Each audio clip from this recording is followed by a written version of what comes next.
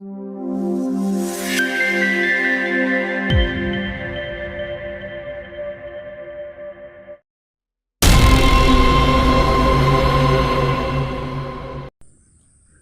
के सभी पेड़ हरे भरे थे, पर किसी कारण से एक सेब का पेड़ बिल्कुल ही सूख गया था।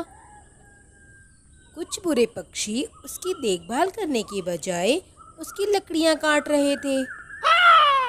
कालू जी, ये देखिए, ये रहा सूखा पेड़। हम इसी की लकड़ियों से अपना घर बनाएंगे। अब हम यहीं से लकड़ियां लेकर अपने घर को पूरा करेंगे।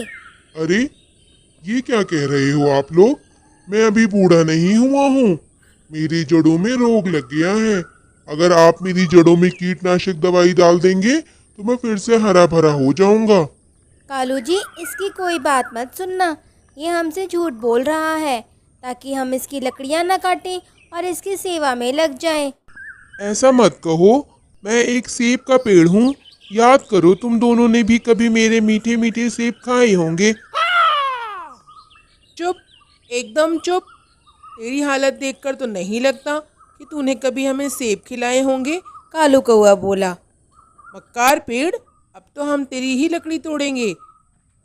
पेड़ बेचारा कालू और गौरी से विनती करता है, पर वो उसकी बात नहीं सुनते और उसकी टहनियाँ काटने लगते हैं। सूखा पेड़ रो रहा था। वो बेचारा बहुत दुखी था। कालू और गौरी लकड़ियां लेकर चले जाते हैं। उसके बाद सूखे पेड़ को रोता हुआ देखकर उसके साथी दोस्त को उस पर दया आती है। वो बोलता है, दुखी ना हो मेरे छोटे दोस्त, हम सबके साथ ऐसा ही होता है। जब तक हम फल देते हैं तब तक हमारी बात मानी जाती है, हमारा ख्याल रखा जाता है, और अगर हम सूख जाते हैं तो हम किसी के काम के नहीं होते, बस काटने के ही लायक रहते हैं। लेकिन बड़े पेड़, मैं अभी जीना चाहता हूँ। मेरी अभी मरने की उम्र नहीं हुई है। अभी तो मैं जवान हूँ, बूढ़ा थोड़ी ना हूँ। पता नहीं मैं कैसे सूख गया। ऐसे नीम का पेड़ सूखे पेड़ का दुख बांटता है। वो उसे हिम्मत दिलाता है। अरे कालू और गौरी, आप लोगों को ये सूखी लकड़ियाँ कहाँ से मिली? मुझे तो पूरे जंगल में सूखी लकड़ियाँ नहीं मिली। मैं तो बहुत दूर तक परेशान हो गई हूँ ढूंढ ढूंढ कर। चिड़िया, शायद तुम्हें पता नहीं है, हमारे जंगल में एक पेड़ सूख गया है। वो बस हम वहीं से लकड़ियाँ ला रहे हैं। चलो कालू जी, जल्दी जल्दी घर वापस आते हैं, कहीं सूखी लकड़ियाँ ख़त्म ना हो जाएं। फिर हमें चिड़िया की तरह ही दूर दूर जंगल में लकड़ियाँ खोजने जाना पड़ेगा। इस तरह वो दोनों आगे बढ़ जाते हैं। चिड़िया तो सोच रही थी, मैं भी तो वहीं से लकड़ी लाती हूँ जहाँ से कालू लकड़ी लाया है, वरना ये सारी लकड़ी अपने ही घर में भर लेंगे। फिर रानू चिड़िया उसी सूखे पेड़ के पास चली जाती है। सूखा पेड़ अभी भी रो रहा था। ले जाओ, मेरी एक एक टहनी को तोड़कर ले जाओ। आखिर तुम बुरे पक्षी क्या जानो मेरा दुख और दर्द। पेड़ जी, आप ऐसा क्यों बोल रहे हैं? मैंने तो कभी दूसरों को दुख नहीं दिया, मैं तो सबकी मदद करती हूँ। अच्छा, ऐसा है तो मेरी मदद करो। मैं एक सेब का पेड़ हूँ, मेरी जड़ें सूख गई हैं। मैं मरना नहीं चाहता प्यारी चिड़िया। सब पक्षी मेरी शाखाएं तोड़ते हैं और मुझे बड़ा दुख होता है। सूखा पेड़ ऐसे बोल ही रहा था कि तभी वहाँ पर कालू कौआ और गौरी अपने कुछ पक्षी दोस्तों के साथ आ जाते हैं। अरे चिड़िया, अभी तक तुमने एक भी लकड़ी नहीं तोड़ी। कालू कौए, मैं इस पेड़ की एक भी शाखा नहीं तोड़ने दूंगी। ये कोई बूढ़ा पेड़ नहीं है, ये तो जवान पेड़ है, बल्कि फल देने वाला पेड़ है। तुम भूल गए हो क्या? ये एक सेब का पेड़ है। इसकी एक टहनी काटना भी बहुत गलत होगा। इस पेड़ की एक भी टहनी काटना गलत होगा, इसलिए आप इस पेड़ को ना काटें। मैं आपसे विनती करती हूँ। चिड़िया, तुम्हें लकड़ी नहीं लेनी तो मत लो, लेकिन हमें मत रोको। अब ये पेड़ हमारे किसी काम का नहीं है, क्यों साथियों? है ना? अब इसकी छाया भी नहीं है और ना ही इसमें कोई फल है। छोटी चिड़िया उन्हें खूब मना करती है, लेकिन कालू कौवा और उसके साथी दोस्त नहीं मानते और पेड़ की लकड़ियां काट कर ले जाते हैं। छोटी चिड़िया, मुझे माफ करना। तुम बाकियों की तरह नहीं हो। तुमने मेरी बात एक बार में समझ ली, लेकिन अब मैं क्या करूं?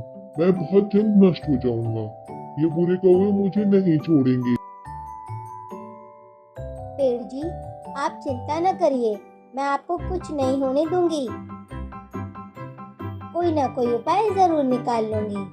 आप देखना, पहले की तरह आप बिल्कुल हरे भरे हो जाओगे। ऐसे पेड़ को दिलासा देकर चिड़िया वहाँ से चली जाती है।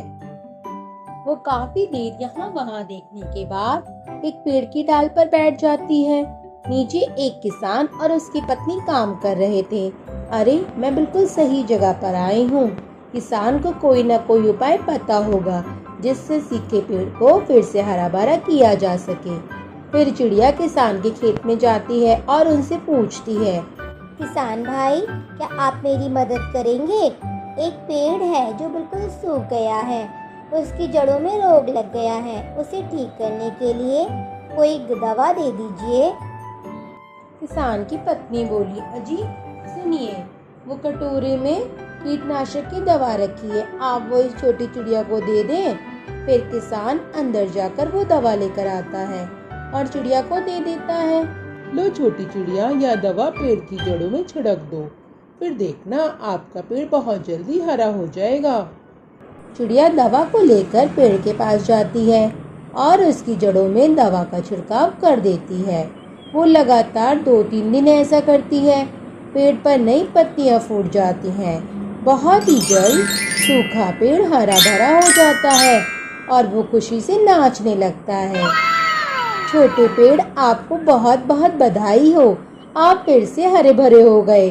अब आपकी टहनियाँ कोई नहीं तोड़ पाएगा। शुक्रिया पेड़ दोस्त, अब मैं बहुत मजबूत हो गया हूँ और मेरे ऊपर फल भी लगने लगे हैं, और ये सब उस छोटी चिड़िया के कारण हुआ है। पेड़ ऐसे बहुत खुश था। तभी चिड़िया उसके पास आती है। अरे वाह पेड़, आप तो बहुत अच्छे हो गए हैं और आपके ऊपर सेब भी लग रहे हैं। हाँ चिड़िया, मेरे ऊपर बहुत सारे सेब लगे हैं और मैं चाहता हूँ कि आप जी भर कर सेब खाएं और अपने घर भी ले जाएं। आज से मैं सेबों पर आपको आपका हक देता हूँ। मेरे सारे सेब आपके हैं और मैं भी आप ही का पेड़ हूँ। बाकी पक्षी तो मेरी जान लेना चाहते थे। रानू चिड़िया फिर सेब खाती है और अपने साथ कुछ सेब जंगल भी ले जाती है। उन दिनों जंगल में भोजन का अकाल पड़ा हुआ था। कालू और गौरी भी इसी पेड़ के पास आते हैं।